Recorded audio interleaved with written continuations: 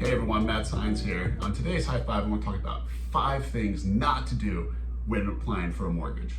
Number 1, do not open up any new credit accounts. See, when lenders look at your debt to income ratio, they're going to take a look at what's currently on your credit report.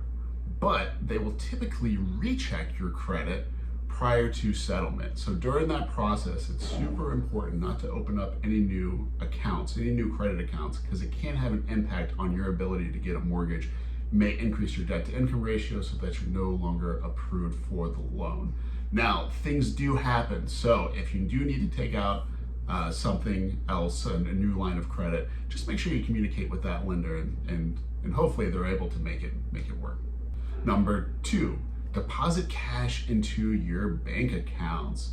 So every single large deposit on your bank statement that's not payroll related needs to be sourced. And with cash, there's really no real way to do that. So the best advice is just to not do it if you can help it.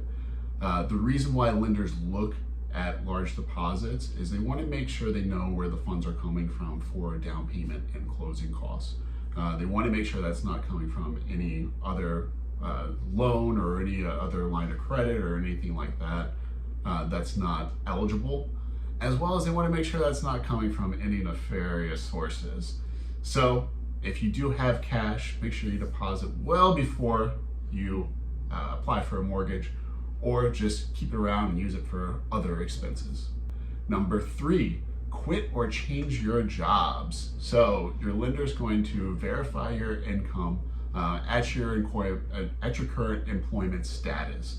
So if you were to make any adjustments or changes, or even just put in your 2 weeks notice, the lender's going to recheck that, and it may have an impact on your ability to get approved. Now, if there's that one job that you just can't say no to, again, talk to your lender. A lot of times there's ways to be able to make that work, especially if it's the same line of work, same income. If it's higher, even better. Just know that if you change employment statuses, if you go from like a employed salary type position to like a contract or a 1099, then you're probably going to have a difficult time getting that loan approved. Number 4, ghost your lender. Remember that your lender is there to help you get the loan approved. So they're going to be working with you. They're going to be asking for different documentation and have different questions. Make sure you just don't leave them out to dry because it will have a negative impact on your financing. Now, if the lender is ghosting you, that's another story, because again, communication is key when it comes to successfully getting your loan approved. Number 5, lie or misrepresent yourself on the mortgage application. This is known as mortgage fraud, and it is very real, and it does have penalties. Right now, the federal penalty for committing mortgage fraud is up to $1 million in fines and or prison sentence of up to 30 years. So best way to avoid it is to not do it.